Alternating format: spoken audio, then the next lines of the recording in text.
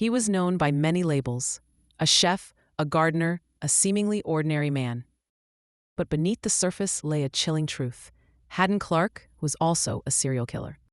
His most disturbing acts were committed while in disguise. He wore women's clothing during his horrific crimes.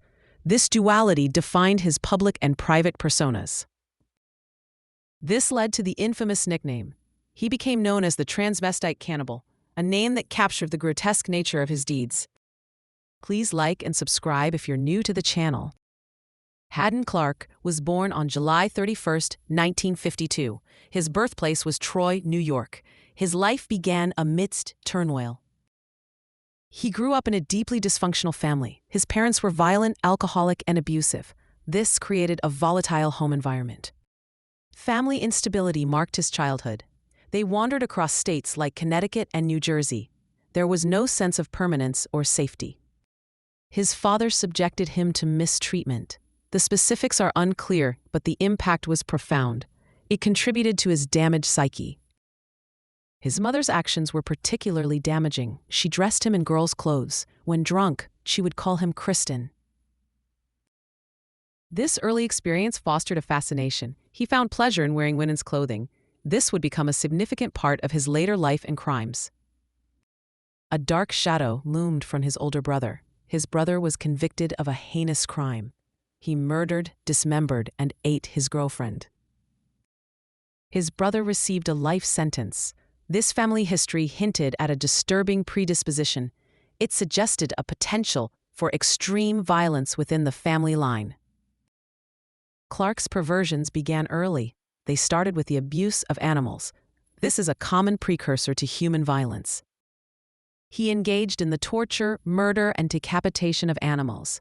These acts were not random. They were deliberate and cruel. He enjoyed capturing neighbors' pets. He would subject them to his misdeeds. This instilled fear in the community around him.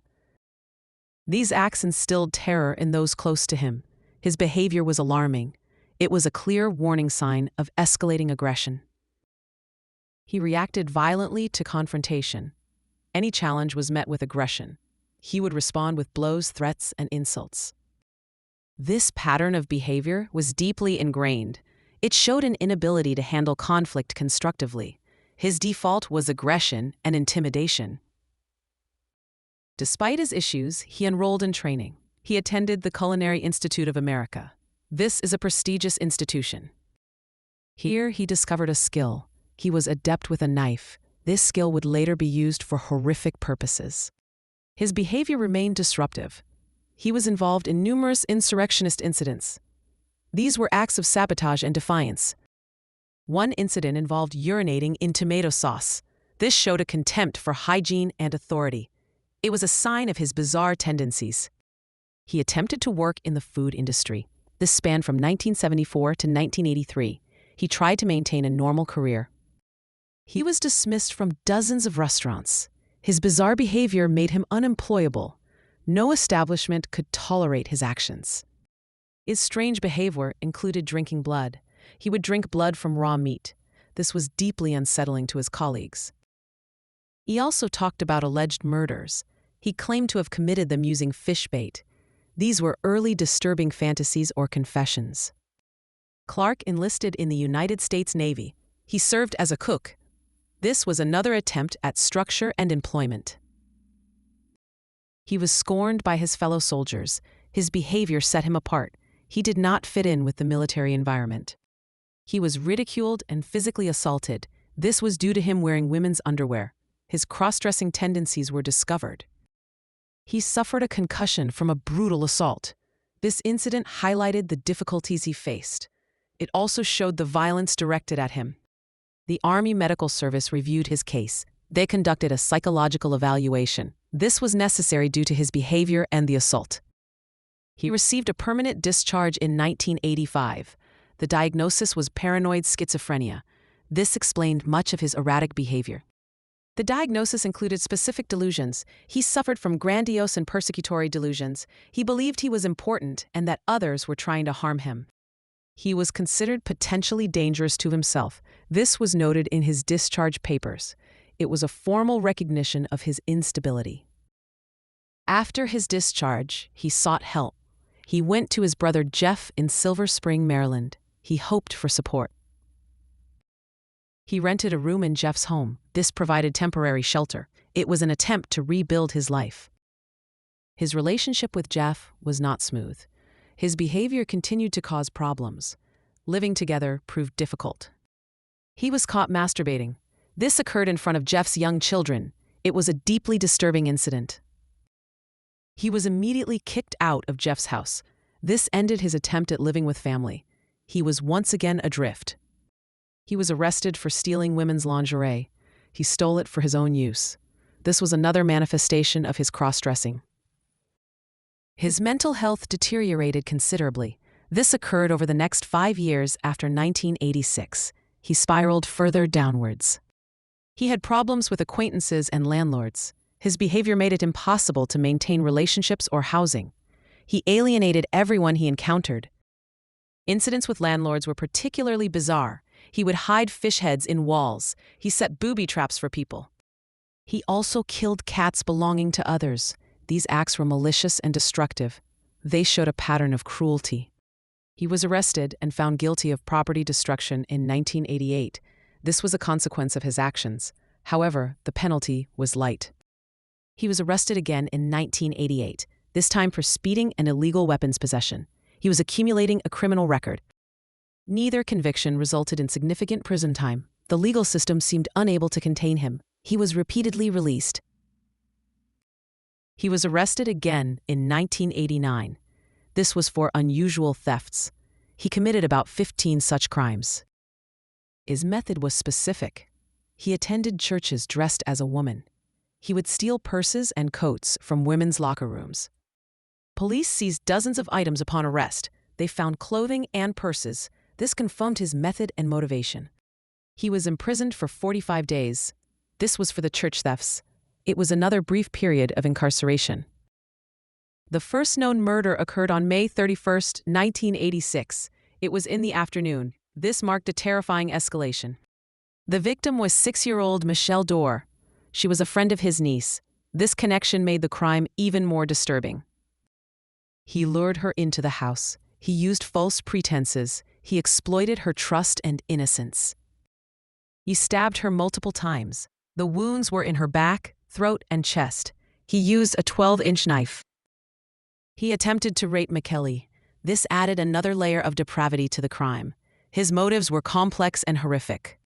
He cleaned the crime scene meticulously. He used trash bags, rags, and a tarp. He tried to erase his presence. He loaded the body and cleaning materials. He put them into his van. He then proceeded with his day. He went to work at the country club. He acted as if nothing had happened. This showed a chilling level of control. Michelle's father reported her disappearance. Police initially suspected the father. This is a common initial focus in missing child cases. Clark went to the hospital. He needed treatment for a cut on his hand. This injury likely occurred during the murder or cleanup. He drove with the body in his van. He went to a wooded area in Baltimore. He sought a secluded place for disposal. He carried the corpse down a ravine. This was a difficult and deliberate act. He was determined to hide his crime. Once in the ravine, he dissected his victim. This was an act of extreme violence and depravity. It went beyond simply killing. He swallowed a piece of the body. This act of cannibalism was horrific. It cemented his infamous nickname. He also drank some of her blood. This ritualistic act was deeply disturbing. It suggested a profound psychological breakdown. He covered the corpse. He used mattress parts and leaves. He attempted to conceal the remains. He returned to his newly rented house. He did so without arousing suspicion. He blended back into the community. Michelle's body was not found for a long time. It was discovered more than a decade later. The location remained hidden for years. The second known murder occurred on October 17, 1992. This was 6 years after the first. His violence resurfaced. He had been hired as a gardener. His employer was Penny Houtling, a psychotherapist. He was homeless at the time, sleeping in a church. He developed an unhealthy fixation on Penny. He believed she was his mother. This was a manifestation of his delusions. The victim was Laura Hoteling. She was Penny's college-age daughter. She became the target of his fixation. He saw Laura as a rival. He believed she competed for Penny's attention. His distorted view fueled resentment. Pathological jealousy grew into a need for revenge. He resented Laura's presence. He decided to eliminate her. He acted during Penny's absence. She was away for conferences. This provided him with an opportunity. He arrived around midnight. He parked a block away from the house. He approached stealthily. He disguised himself as a woman. He wore Penny's underwear and women's clothes. He added a wig and carried a black purse. He hid a .22 caliber rifle. He concealed it under a trench coat. He was armed and prepared. He entered Laura's room. He pointed the gun at her. He confronted her in her own home. He beat her to death after she resisted. The initial plan with the gun changed. He resorted to brutal physical violence. He subjected her to a purification ritual. He placed her in the bathtub. The meaning of this act is unclear but disturbing. He tied her face down on the bed. This was part of his post-mortem actions. He manipulated the body. She died of asphyxiation. He had covered her nose and mouth too tightly. This was likely done while tying her. He accidentally pierced the body's neck. He was trying to remove tape with scissors. This occurred after death. The sight of blood excited him. This was a key element of his pathology. Blood was a trigger for him. He initiated a bloody dismemberment ceremony. This mirrored his actions with Mikel Dor. It was a ritualistic act of violence. He wrapped the body in a large sheet. He then put it in the van. He prepared to transport the remains. He returned to the house to clean up. He removed evidence like the sheet, comforter, and pillowcase. He tried to cover his tracks. He stole victims' belongings and trophies. He took a crystal unicorn and her class ring. These were mementos of his crime. He slept in the house after the crime.